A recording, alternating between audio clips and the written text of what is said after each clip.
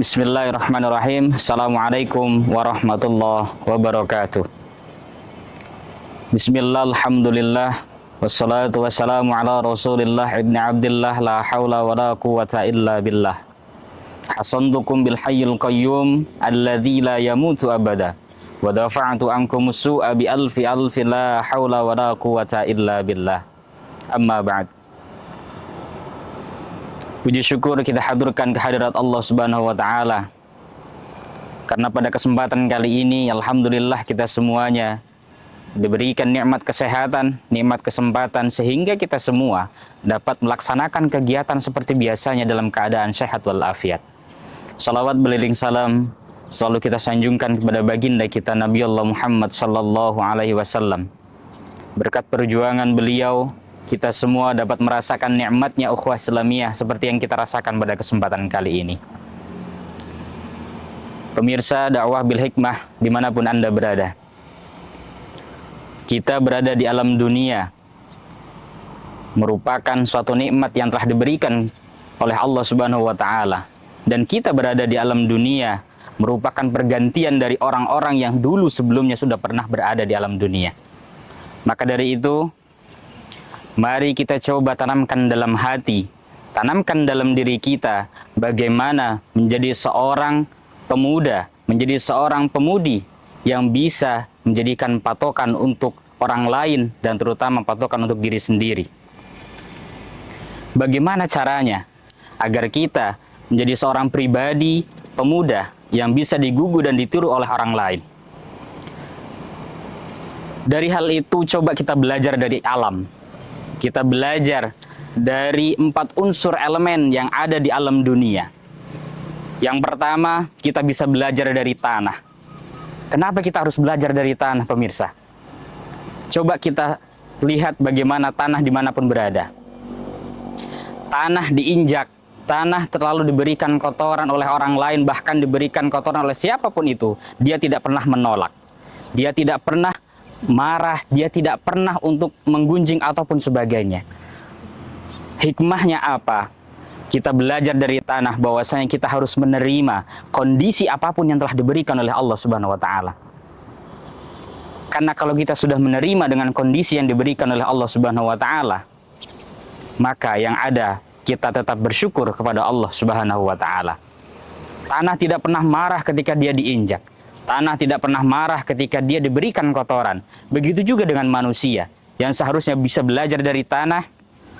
Ketika kita dihujat oleh orang lain, maka ucapkanlah alhamdulillah. Kenapa? Karena yang hakikatnya orang menghujat kita, orang menghujat orang lain, itu adalah ada campur tangan dari Allah Subhanahu wa taala. Bagaimana orang yang menghujat bisa mengontrol dirinya untuk tidak melampiaskan itu, dan orang yang dihujat atau orang yang dicaci maki, dia bisa mengontrol hatinya supaya tidak terpancing emosinya. Kita belajar dari sifat api, yang mana api selalu membara, api selalu menyala-nyala dan selalu panas. Dan kita bisa belajar dari api bahwasanya kita jangan selalu panas akan kesuksesan orang lain. Artinya kita tidak boleh iri, tidak boleh dengki dengan kesuksesan orang lain. Karena apa? Yang sesungguhnya kalau kita mempunyai sifat iri, sifat dengki, yang ada akan membuat hati kita menjadi panas, membuat hati menjadi gelisah, membuat hati menjadi tidak tenang.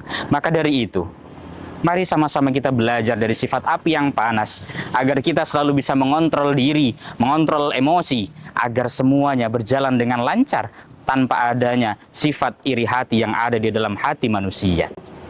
Yang ketiga, kita bisa belajar dari sifat air, yang mana air selalu mengalir ke tempat yang berada yang paling rendah, dia selalu tenang. Begitu juga dengan kehidupan. Apapun yang dikatakan oleh orang lain, begitu juga dengan kita berbuat kebaikan, tidak perlu komentar orang lain. Karena berbuat baik kuncinya adalah ridho dari Allah Subhanahu wa taala. Air mengalir dari tempat yang tinggi ke tempat yang rendah. Dimanapun ada air, maka itu ada sumber kehidupan. Maka bisa belajar dari air. Kita belajar dari air juga bahwasanya kehidupan mengalir apa adanya. ikuti jalan Tuhan.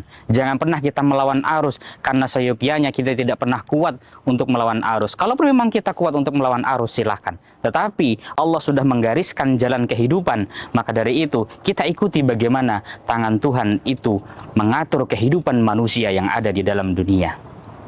Yang keempat, kita bisa belajar dari sifat udara atau angin, yang mana angin bisa membawa orang terbang, bisa membawa barang-barang itu berhamburan kemanapun berada.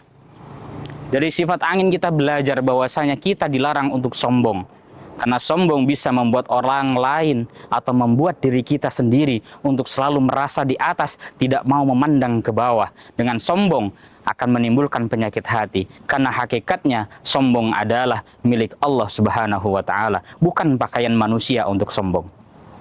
Pemirsa dakwah bil hikmah dimanapun berada, dari keempat unsur elemen yang ada di alam dunia, kita bisa belajar, karena sesungguhnya manusia diberikan akal fikiran, manusia diberikan kesehatan, manusia diberikan nikmat oleh Allah Subhanahu wa Ta'ala untuk bisa berpikir dengan jernih, bisa memfilter mana yang baik, mana yang buruk. Kita bisa belajar dari alam semesta, kita bisa belajar dari hewan, kita bisa belajar dari apapun yang ada di alam dunia. Karena Allah memberikan akal fikiran kepada manusia untuk selalu berpikir positif, untuk selalu bisa menatap masa depan dengan jernih tanpa adanya sifat iri hati, sifat panas hati, sifat dengki, sifat sombong, dan sifat-sifat yang lain yang bisa merusak keadaan hati manusia. Pemirsa dakwah bil hikmah yang dimanapun Anda berada, demikian yang saya sampaikan, mudah-mudahan bermanfaat untuk kita semua.